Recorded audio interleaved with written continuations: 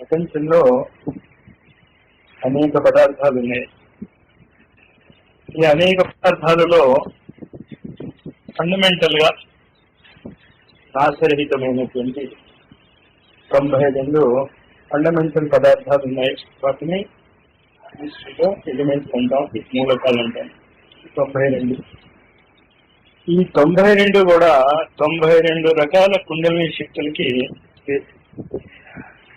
కుండలిని కరణము అని మ్యాథమెటిక్స్ లో అంటూ ఉంటాం. మనకు ఏంటన్నమాట కుండలీకరణ? బ్రాకెట్ లో పెట్టామన్నమాట. ఇక్కడ ఒక బ్రాకెట్, ఇక్కడ ఒక బ్రాకెట్ చేస్తే దాన్ని కుండలీకరణం చేస్తాం. కుండలిని శక్తి అంటే అర్థం ఏంటి అంటే, ప్రపంచంలో ఎన్ని రకాల పదార్థాలు ఉన్నాయో వేరువేరుగా సముద్ర పొట్టున భగవంతుడికి తెలియాలి ఎన్ని కోట్ల కోట్ల కోట్ల కోట్ల కోట్ల అణువులు ఉంటాయి. ప్రతి ఇసుక రేణువు కూడా కుండలీకరణం చెందినటువంటి శక్తి. ప్రతి మనిషి కూడా కుండలీకరణం చెందినటువంటి స్తంభం ఉంది. ఆ స్తంభము కూడా కుండలీకరణం చెందినటువంటి శక్తి. జుట్టు ఉంది, ఒక జుట్టు ఫిక్స్. ఆ జుట్టు కూడా ప్రపంచంలో సంవ్యాప్తమైనటువంటి శక్తి యొక్క కుండలీకరణం అంటే రూపం. ఈ భావం అర్థమవుతుంది కదా మీకు? కుండలిని శక్తి అంటే ఒక వస్తువుని ఆ వస్తువుగానే ఉంచేటటువంటి హారంగానే ఉంటుంది. హారంగా కుండలీకరణం చెందింది. హైడ్రోజన్ ఐటమ్స్ అన్ని కూడా హైడ్రోజన్ లాగే ఉంటాయి. ఇంచేత అందులో ఉన్నటువంటి ఐటమ్స్ అన్ని కూడా హైడ్రోజన్ లాగే కుండలీకరణం చెంది ఉంటాయి. బొగ్గులాగే ఉంటుంది ఎప్పుడైనా సరే. ఈ కుండలీకరణం చెందినటువంటి శక్తి ప్రతి పదార్థంలోనూ కూడా ఎంత పరిమాణంలో ఉండాలో అంత పరిమాణంలోనే ఉంటుంది. ఎక్కువ అవ్వదు, తక్కువ అవ్వదు. కానీ మనిషి శరీరంలో ఈ కుండలీకరణం చెందినటువంటి శక్తిని ఎంతైనా పెంచుకోగలవాడు.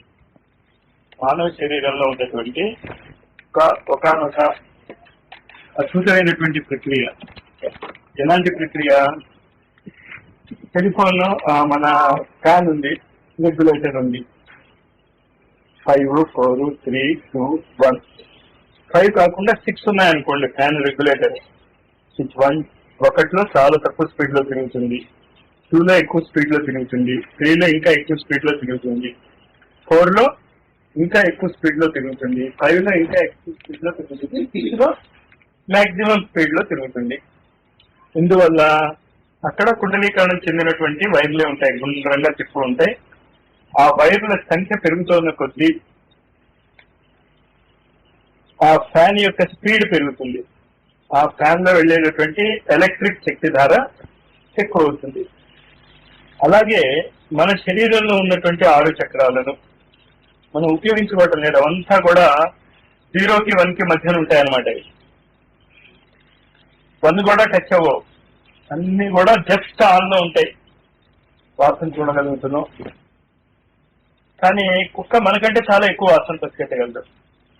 అంటే ఆ స్టెప్స్ కోసం సౌండ్ ఉంది, మనం వినగలుగుతున్నాం. కానీ కుక్క సైలెంట్ విజిల్ అని ఉంటుంది, మనకంటే ఎక్కువ డెసిబెల్స్ లో ఉన్నటువంటి సౌండ్ ని వినగలదు. ఈ పాయింట్ క్లియర్ గా అర్థమైందా మీకు? ప్రపంచంలో ప్రతి పదార్థానికి ఎంతో కొంత నిర్ధారితమైనటువంటి శక్తి ఉంటుంది. బియ్యం ఉంది, ప్రతి బియ్యపు గింజలోనూ ఎంతో కొంత నిర్ధారితమైనటువంటి శక్తి ఉంటుంది. 100 grams బియ్యం కనుక మనం ఉడికేసి తింటే ఒక 300 calories శక్తి వస్తుంది అని సైంటిస్టులు చెప్తున్నారంటే ప్రతి మెతుకులో కూడా ఎంతో కొంత శక్తి ఉంది. ఆ శక్తి అంతా కలిస్తే 100 grams లో ఉన్న శక్తి 300 calories అవుతుంది. అలాగే మన శరీరంలో కూడా స్పీడ్ రెగ్యులేటర్స్ గా 6 ఉన్నాయి. లీస్ట్ రెగ్యులేషన్ అంటే లీస్ట్ వైబ్రేషన్, అతి తక్కువ శక్తి కలగటం వాసన. పృథ్వీ తత్వము చాలా తక్కువ శక్తి కలదు.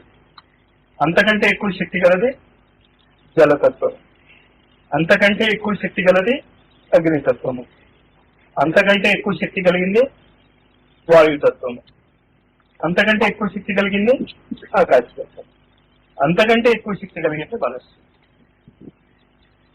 ఈ గ్రేడేషన్ అర్థం చేసుకోండి. ఈ గ్రడేషన్ అర్థం అవుతే విశ్వకుండల్ని మందన ఎలా చేయదలుచుకున్నారో గురుదేవులు అర్థం అవుతుంది మనకి. పృథ్వీతత్వము వాసనకి సంబంధించినటువంటి తత్వము. వాసన అంటే అర్థం ఏంటి? పదార్థం అక్కడ లేకపోయినా ఆ పదార్థం యొక్క మిగిలిన అనుభూతి. ఇంగు ఉంది, గుడ్డలో కట్టాం, ఇంగు తీసేసుకుని వాడేసాం. గుడ్డలో ఏముంటుంది? ఇంగు యొక్క వాసన ఉంటుంది లేదా? సెంట్ ఉంది, గుడ్డలో ఏం మిగులుతుంది? సెంట్ యొక్క వాసన మిగులుతుంది. అంటే ఏంటనమాట? పృథ్వీతత్వం అంటే రెసిడ్యూ, శేషము, భస్మము, అవశేషము. ఏదైతే శేషం అవుతుందో దాని యొక్క అవతారాన్ని ఏమని చెప్తాం మనం? శేష అవతారం అంటాం. చేత భగవంతుడు ఎప్పుడు దేని మీద పవడిస్తూ ఉంటాడు? శేషం మీద పవడిస్తూ ఉంటాడు. శేషావతారం మీద నిద్రపోతూ ఉంటాడు. ఇప్పుడు ఈ వాసన దగ్గర నుంచి మీరు మెల్లిగా ఎక్కడికి వెళ్ళాలి? పృథ్వీతత్వం నుంచి పైకి జలతత్వంలోకి వెళ్ళాలి. జలతత్వంలోకి వెళ్ళటం అంటే ఏంటో అర్థం చేసుకోండి. చాలా మందికి ఈ సాధనలో ఉన్న సటిల్ పాయింట్ మీరు ఎక్కడ మిస్ అవుతారు అంటే, ఇదంతా మనసు ద్వారా చేస్తున్నాం మనం. అంటే మనస్సే ఆకాశంగా మారుతుంది, ఆకాశము వాయువుగా మారుతుంది, వాయువు అగ్నిగా మారుతుంది, అగ్ని జలముగా మారుతుంది, జలము పదార్థంగా మారుతుంది. ఈ ప్రక్రియ మీకు అర్థం అవుతే కేవలము చేతులు తిప్పటం ద్వారా మీకు కావాల్సినటువంటి పదార్థాన్ని మీరు చేసుకోవచ్చు. కానీ ప్రాసెస్ మీకు అర్థం అవ్వాలి. అది మీరు చేయబోతున్నది. కుండల్ని శక్తి, కుండల్ని జాగరణకి ఆధ్యాత్మికవేత్తలు అంత ప్రాముఖ్యత ఎందుకు ఇచ్చారు అంటే, అది చేయగలిగిన వాడు ఏదైనా చేయగలడు. కానీ ఏ విధంగా అయితే డాక్టరీ కోర్సు మొదలెట్టిన దగ్గర నుంచి కంప్లీట్ డాక్టర్ అవ్వడానికి 6-7 ఏళ్లు పడుతుందో, దీని మీద కూడా మీరు రోజుకి కొన్ని గంటలు ప్రయత్నం చేస్తూ మననం చేస్తూ ఉంటే, ఇలాంటి వ్యక్తుల సంఖ్య ప్రపంచంలో పెరిగితే కుండలిని అనేటటువంటి శక్తి భూమి మీద ఆవిర్భవిస్తుంది. విద్యుత్ కుండలిని యొక్క పృథ్వీ స్వరూపం అనుకోండి. మేడం బ్లావెట్స్ కి సీక్రెట్ డాక్టరీన్ లో విద్యుత్ కుండలిని శక్తి యొక్క అతి తుచ్చమైనటువంటి ఎఫెక్ట్ అంటుంది. ఇంకా కుండలిని శక్తి ఎంత ఎఫెక్టివ్ గా ఉంటుందో ఊహించుకోండి. అంటే విద్యుత్ శక్తి మూలాధార చక్రం అవుతే ఆ విద్యుత్ శక్తి యొక్క సహస్రానం ఎలా ఉంటుందో అది కుండలిని శక్తి. విద్యుత్ శక్తి ఇప్పుడు మన శరీరంలో కొంత శక్తి, ఆ కొంత శక్తి ఎలక్ట్రిక్ పవర్ కి ఈక్వల్ అనుకుంటే మూలాధారంలో ఉన్నటువంటి శక్తి, మన సహస్రారంలో ఉండేటటువంటి శక్తి కుండలిని శక్తి అవుతుంది. విద్యుత్ ఫిజికల్ మేనిఫెస్టేషన్ కుండలిని శక్తి. ఇది చాలా జాగ్రత్తగా మనసులో పెట్టుకోండి. ఇంకా సాధనలోకి వెళ్దాం. సాధనలోకి వెళ్ళినప్పుడు మీకు ఇంకాస్త పూర్తి అవగాహన ఏర్పడుతుంది. దీన్ని పంచీకరణము అని వేదాంతంలో చెప్తూ ఉంటాడు. కానీ పుస్తకాలు మాత్రం వాళ్ళు తిరిగేస్తూ ఉంటారు. చివరికి భగవంతుడు తెలియాలి ఏం పంచీకరణం అవుతుందో అక్కడ. కానీ మన పంచీకరణములో, మనం చేసేటటువంటి పంచీకరణములో మనస్సుని 5 భాగాలుగా చేస్తున్నాం. పృథ్వీ, జలము, అగ్ని, వాయువు, ఆకాశం. మనస్సు ఈ 5గా మారుతుంది. ఈ 5గా మారినటువంటి మనస్సు స్టెప్ బై స్టెప్ మీరు కిందకి తీసుకురాగలిగితే, అలాగే స్టెప్ బై స్టెప్ మీరు పైకి తీసుకెళ్తూ ఉంటే ఆల్టర్నేటింగ్ కరెంట్ లాంటిది డెవలప్ అవుతుంది. ఆల్టర్నేటింగ్ కరెంట్ డెవలప్ అవదు, ఆల్టర్నేటింగ్ కరెంట్ లాంటిది డెవలప్ అవుతుంది. ఆ ఆల్టర్నేటింగ్ కరెంట్ ని మన ఋషులు ప్రాణ అన్నారు. ప్రాణశక్తి, ప్రాణము అని మనం చెప్పుకుంటున్నాము. అది వాయువు కాదు, ఈ ఆల్టర్నేటింగ్ కరెంట్. ఇది దేని మీద ఆధారపడింది? కుండలిని శక్తి మీద ఆధారపడింది. ఇప్పుడు భౌతికమైనటువంటి ఆల్టర్నేషన్ వల్ల ఫిజికల్ ఎలక్ట్రిసిటీ వచ్చినట్టే, ప్రాణం యొక్క ఆల్టర్నేషన్ వల్ల కుండలిని శక్తి ఏర్పడింది. దీన్ని సైక్లిక్ ప్రాసెస్ లో పైకి కిందకి మధింప చేయగలిగితే ఎక్కడో అక్కడ నేచర్ లో ఉన్నటువంటి కుండలిని ఫ్రీక్వెన్సీకి మీ ఫ్రీక్వెన్సీ కలుస్తుంది, ఆటోమేటిక్ గా కోరిలేట్ అవుతుంది. మీరేం ప్రయత్నం చేయక్కర్లేదు, అది సహజంగా కోరిలేట్ అవుతుంది. నీరు ఎలాగైతే పల్లం వైపు వెళ్తుందో ప్రకృతిలో అన్ని కూడా ఈ 5 స్థితులకి వైబ్రేట్ అవుతూ ఉంటాయి. తత్వంలో అయినా ఉంటాయి, జలతత్వంలో అయినా ఉంటాయి, అగ్నితత్వంలో అయినా ఉంటాయి, వాయుతత్వంలో అయినా ఉంటాయి, ఆకాశ తత్వంలో ఎలాగ న్యాచురల్ గా ఉంటాయో మీరు పైనుంచి కిందకి, కింద నుంచి పైకి ఇల్లుగా అలాగా మధించగలిగితే, మధించడంతో పాటు ఆ సెన్సేషన్స్ మీకు రావాలి. విశ్వ దర్శనము, విశ్వరూపము. భగవద్గీతలో చెప్పినప్పుడు ఏం చెప్తాడు? దివ్య గంధాలు లేపనం. దివ్య గంధం ఎక్కడి నుంచి ఉత్పత్తి అవుతుంది? మీ మూలాధారం యొక్క లక్షణము గంధము. అది కుండలి శక్తితో పెంచేటప్పుడు దివ్య గంధాలు లేపనం. దివ్యమైనటువంటి వాసనలు పాట్నా దగ్గర ముఖ్యంగా ఈ అవధూతలు ఉంటారు, వాళ్ళు ఎప్పుడు స్నానం చేయరు. కానీ మీరు చూసుంటారు, ఆ అవధూతల దగ్గర ఎప్పుడు దుర్వాసన రాదు. మనం ఒక పూట ఎండాకాలం స్నానం చేయకపోతే అంత దూరంగా ఉంచుతాం. వాళ్ళ దగ్గర మరి ఆ వాసన దుర్వాసన ఎప్పుడు మీరు చూసారా? కాంతమ్మ దగ్గర అక్కడ ఉండేది దివ్య గంధాలు లేపనం. విలేపనం చేసినట్టు శరీరం అంతా మూలాధార చక్రం దగ్గర కనుక కుండలిని శక్తి ప్రస్ఫుటితం అవుతే, ముందు సువాసన కలిగితే స్థాయి స్థితి స్థాయి వాళ్ళ దగ్గర కూడా ఈ అనుభూతి చాలా మంది పొంది ఉంటారు. భజనలు చేస్తున్నప్పుడు అప్పుడు కూడా ఆ వాసన వెదజల్ల బట్టి ఉన్నది మూలాధార చక్రం యొక్క కుండలిని టచ్ వచ్చినప్పుడు వస్తూ ఉంటుంది, ఆ టచ్ పోయినప్పుడు పోతూ ఉంటుంది. సముద్ర పదంలాగా ముందు ఇంకాస్త పైకి వెళ్తే దివ్యమైనటువంటి స్పర్శ. ఇదంతా కూడా మీరు ఇవాళ రేపు ఎప్పుడైనా భగవద్గీతలో ఏకాదశి అధ్యాయం చదివితే విశ్వకుండలిని జాగరణ గురించే చెప్పాడు. అక్కడ దివ్యమైనటువంటి స్పర్శ, గురువు యొక్క స్పర్శ మీరు ఫీల్ అవుతారు ఫిజికల్ గా. మూడోది ఏమవుతుంది? ఇంకా అగ్ని ఏం చేస్తుంది? మీరే చెప్పొచ్చు ఇంకా ఏం చేస్తుందో. అది దివ్యమైనటువంటి రూపము.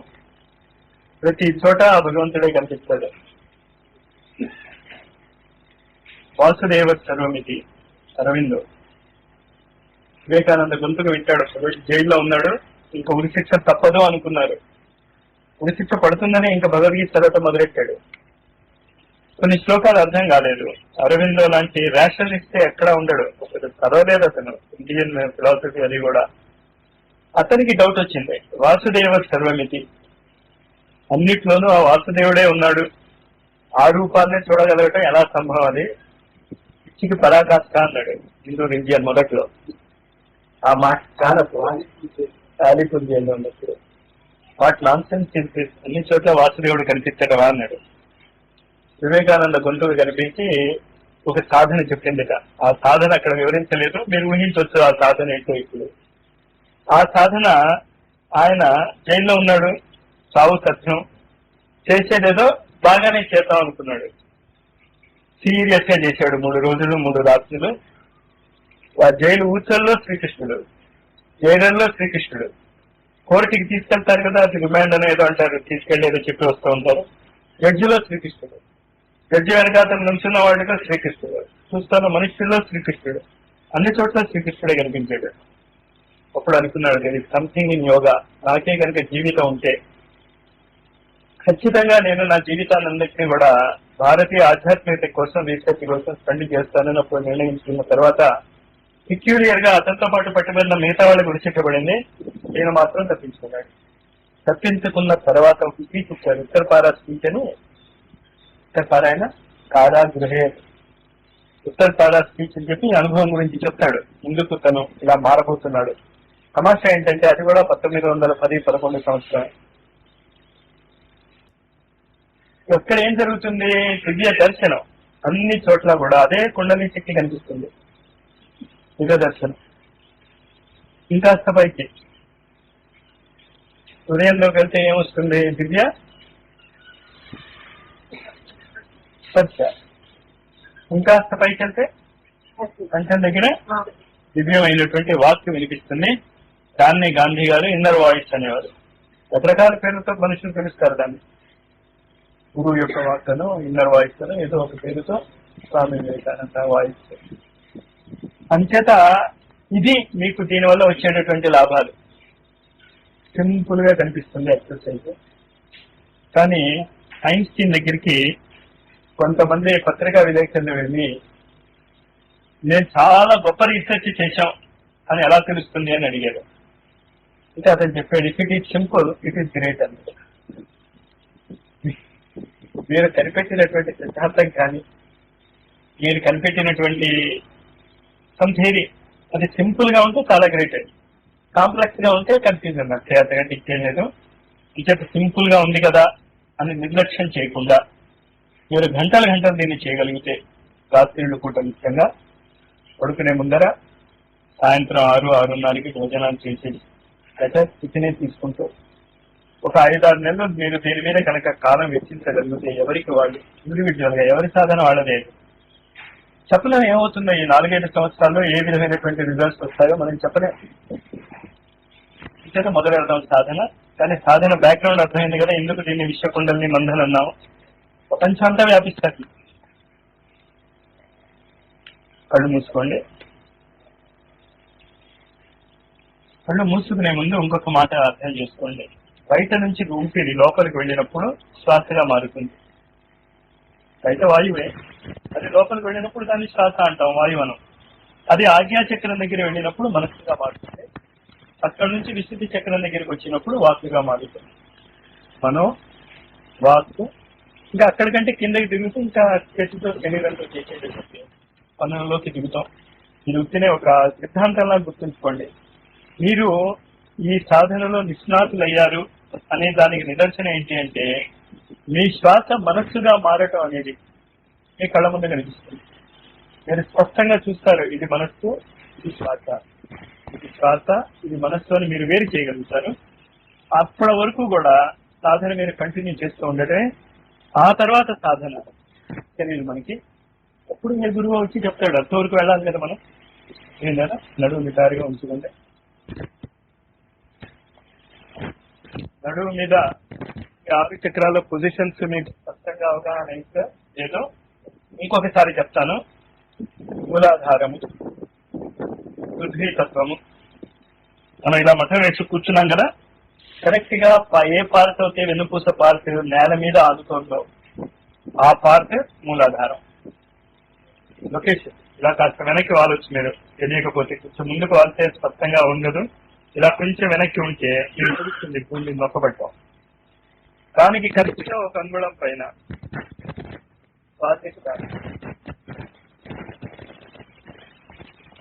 జలతత్వం,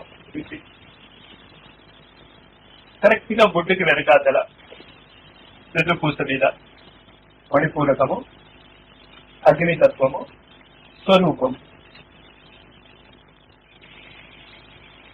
హృదయానికి దగ్గరగా వెన్నుపూస పాయింట్ చూసుకుని దానికి వెనకాతల హృదయ చక్రం అంటాం, కానీ కరెక్ట్ గా హృదయ చక్రంతో సంబంధం లేదానికి హృదయానికి దగ్గరగా వెన్నుపూస, అది అనాహతం. పర్వాలేదు, సెంటర్లో ఎలాగో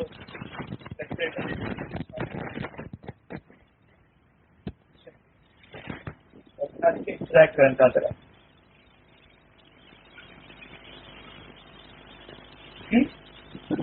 ఆజ్ఞ ఇక్కడ కొంచెం బుడిపిలాగా ఉంటుంది. కొంతమందికి ఉండొచ్చు, కొంతమందికి ఉండదు. అంటే సరే, ఆ బుడిపి దగ్గర ఏమంటారు దాన్ని, ఏదో పేరు. అయితే కళ్ళు మూసుకోండి. ఇగో సుమారు ఇక్కడ ఒకసారి నావే చూడండి. ఇగో సుమారు ఈ ప్రాంతాల్లో పాదాలు, మీకు ఇష్టమైన గురువు పాదాలు, గురువు పాదాలను చూస్తూ ఉండండి. కళ్ళు ఇలా పైకి వెళ్తాయి. ఇక్కడ చూడాలి కదా, ఇక్కడ చూడండి. అది ఆర్తితో ప్రేమగా గురుస్మరణ చేసి సాధన మొదలెడదాం. ఇంకా కళ్ళు ఎవరు తెరవకండి. గురు బ్రహ్మ గురు విష్ణు గురు దేవో మహేశ్వర గురు సాక్షాత్ పరబ్రహ్మ తస్మై శ్రీ గురవే నమః. ఆజ్ఞాచక్రం దగ్గర మీరు శ్వాస పీడిస్తూ వదులుతూ ఉండండి. డీప్ గా బ్రీదింగ్ చేయాల్సిన పని ఏమీ లేదు. మనసుతోనే ఈ సాధన అంతా చేస్తాం. మీ శ్వాస మీ ఇష్టం వచ్చినట్టు పీల్చుకోండి, బరువు చిన్నగా ఉంచుకోండి. ప్రస్తుతం ఆజ్ఞాచక్రం దగ్గర ఒక తెల్లటి బిందువు ఆజ్ఞాచక్రం దగ్గర మనస్సుగా మారుతుంది. అదే భావన చేసుకుంటూ ఉండండి. శ్వాసని మార్చడానికి ప్రయత్నం చేయకండి. ఎక్కువ పీల్చవద్దు, తక్కువ పీల్చవద్దు. న్యాచురల్ గా ఉండండి. శ్వాస లోపలికి వెళ్తున్నప్పుడు మీ ఆజ్ఞాచక్రం దగ్గర తెల్లటి బిందువు ఇసినకర పెట్టి బూడిద పైన ఉన్నటువంటి నిప్పు రవ్వ మీద విసురితే బూడిద ఎగిరిపోయి నిప్పు రవ్వ ఎలా ప్రకాశిస్తుందో, మీరు శ్వాస పీల్చినప్పుడు ప్రకాశవంతమైనటువంటి తెల్లటి బిందువు పీల్చినప్పుడల్లా అది ఎక్కువ ప్రకాశవంతం అవుతున్నట్టు భావన ఏకాగ్రతతో చేయండి. ఎక్కడా టెన్షన్ తెచ్చుకోకండి. రిలాక్స్డ్ గా ఉండండి. ఏ అనుభూతి వచ్చినా జరగనివ్వండి. దాన్ని కళ్ళు తెరవకండి. అసలు గాలి లోపలికి వెళ్తుంది. ఆజ్ఞాచక్రం దగ్గర తెల్లటి బిందువు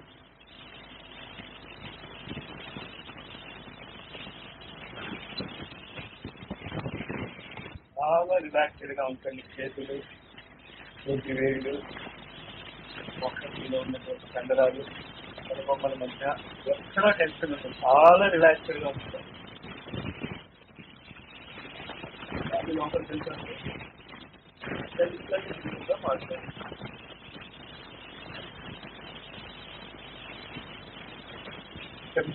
వెనుపూస నుంచి ఆ బిందువుని కిందకి దాచండి. తెల్లటి బిందువు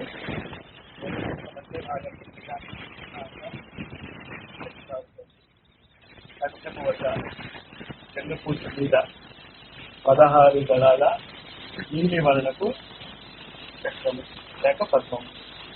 తొందరవద్దు, పెయిన్ అవ్వద్దు. కష్టం వద్ద నీలి వర్ణకు పద్మము 16 దళాలు.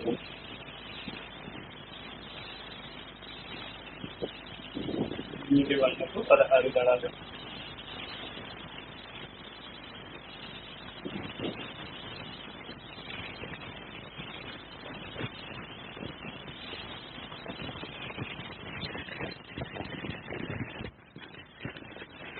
ఏకాగ్రత అవసరం. మనసుకు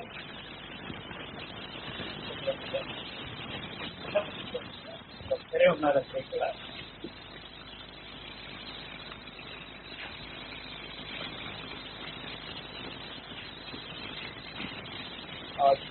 తెల్లటి బిందువు పద్మం మధ్యలో ఉంది. నీటి వల్లకు తెలాలి.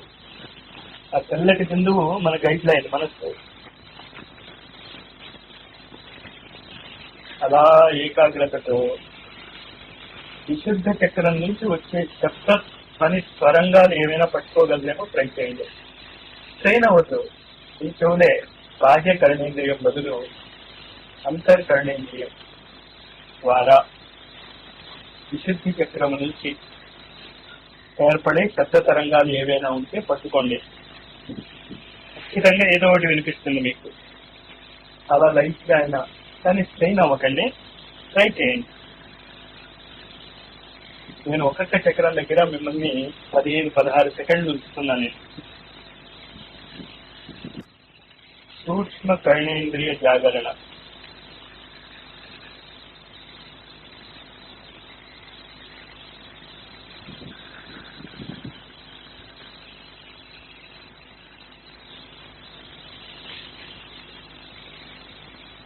అలాగే చిన్న అంటే వెన్నుపూస మధ్య భాగం నుంచి ఆ తెల్లటి బిందువుని కిందకి జారనివ్వండి.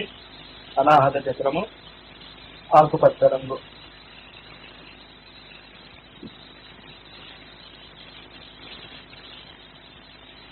అర్థం 3 సార్లు మనసులో నాతో పాటు మంత్రాన్ని ఉచ్చారణ చేయండి. ఓం నమో భగవతే వాసుదేవాయ. ఓం భగవతే వాసుదేవాయ. ఓం భగవతే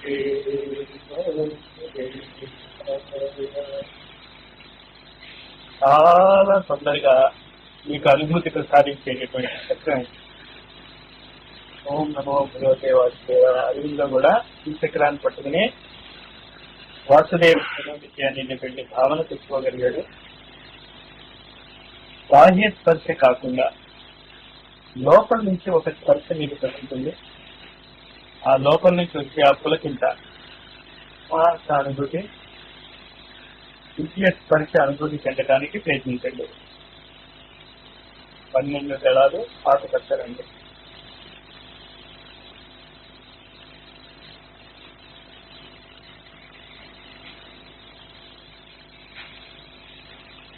ఎక్కడ స్ట్రెయిన్ అవుతుంది. మామూలుగా చూడండి అంటే కళ్ళు తెరుచుకుని ఎలా చూస్తామో కళ్ళు మూసుకుని వెన్నుపూస మీద చూడటానికి ప్రయత్నం చేస్తున్నాం. ఎక్కడ స్ట్రెయిన్ అవుతుంది.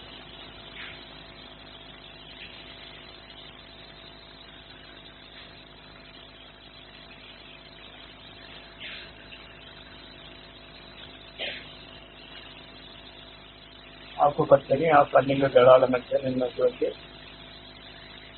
చల్లని బిందువుని ఇక్కడికి తిప్పండి. మణిపూర చక్రము, నాభి చక్రము, పచ్చని 10 దళాలు, దివ్య స్వరూపాలు.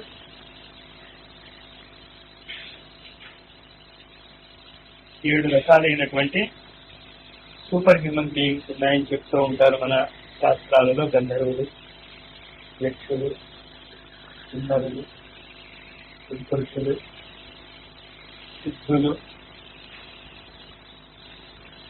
ఇలాంటి వాళ్ళు తో దర్శనం చేయగలం.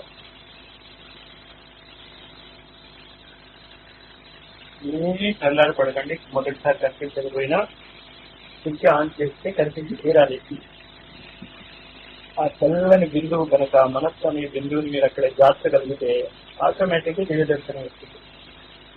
చల్లని బిందువుగా మనస్సుని చూడండి. మణిపూరక చక్రము దగ్గర 10 దళాల పసుపచ్చని కమలం. ఏకాగ్రత వెన్నుపూస మీద నాభి చక్రము. ఇలా ఎక్కడిగా చూడండి.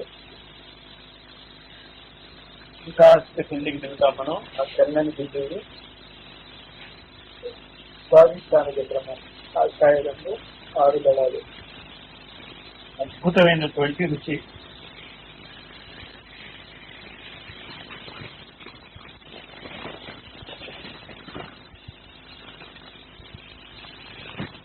వరకు ఎప్పుడూ మీరు రుచి చూడనటువంటి రుచులన్నీ కూడా నాలుక మీద లభిస్తాయి.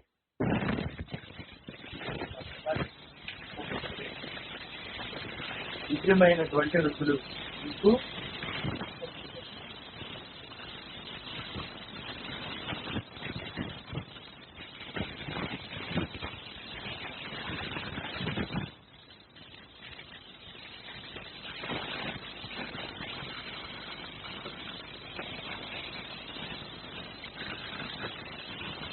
భక్తులలో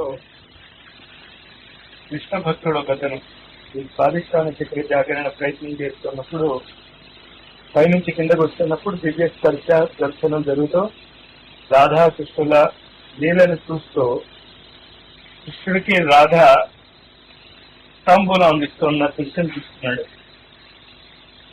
చూస్తూ ఉంటే ఇతని మనస్సులో కూడా ఆ తాంబూలం తింటే ఎలా ఉంటుంది అనిపించింది. కృష్ణుడు తన నోట్లో పెట్టబోతున్నటువంటి తాంబూలాన్ని తీసి ఇతని నోట్లో కూడా పెట్టాక ఆ రుచి షాక్కి కళ్ళు తెలిస్తే నోట్లో తాంబూలం ఉండదు. చేత చాలా చిత్రాలు ఈ సాధన వల్ల జరగచ్చు. కానీ స్ట్రెయిన్ అవ్వకండి, అది మాత్రం గుర్తుంచుకోండి. ఇది కేవలం మనస్సుతో చేసే ఊహలే, కానీ ఒక క్రమ పద్ధతిలో వైజ్ఞానిక పద్ధతిలో జరుగుతున్నటువంటి ఊహ. స్వాధిష్టాన చక్రము దగ్గర కాషాయ రంగు గల 6 చక్రాలు కిందకి వచ్చేయండి. కుంభీతత్వానికి మూలాధారము. ఎరుపు రంగు గల 4 దళాలు. దివ్యమైనటువంటి గంధము, వాసనలు.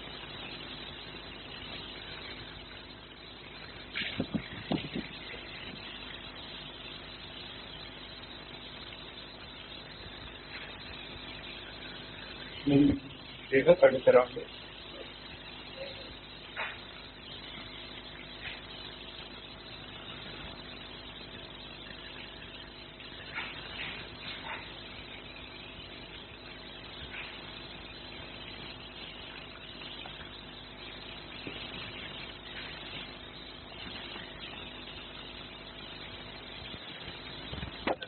ఆశ్రయించండి.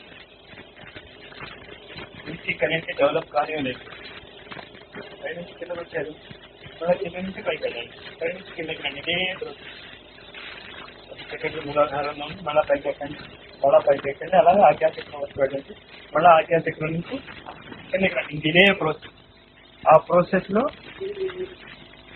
కింద నుంచే స్టార్టింగ్ చేసేటప్పుడు ఇనిషియేషన్ లో ఇలా చెప్తాం.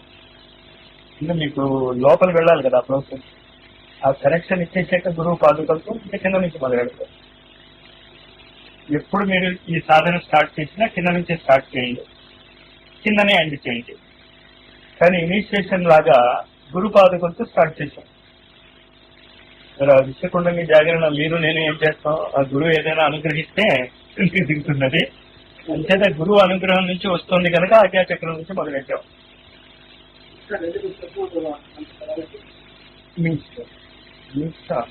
కండిషన్స్ ఏం లేవు.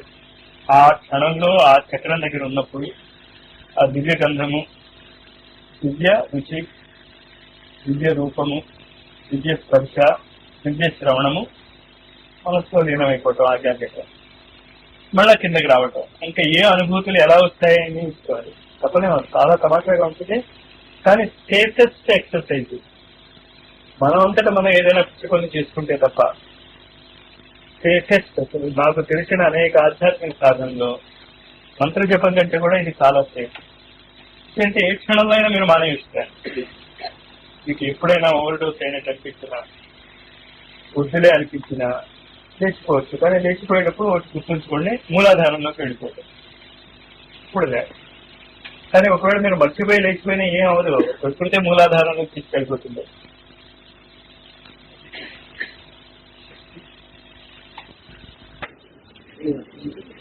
Thank you.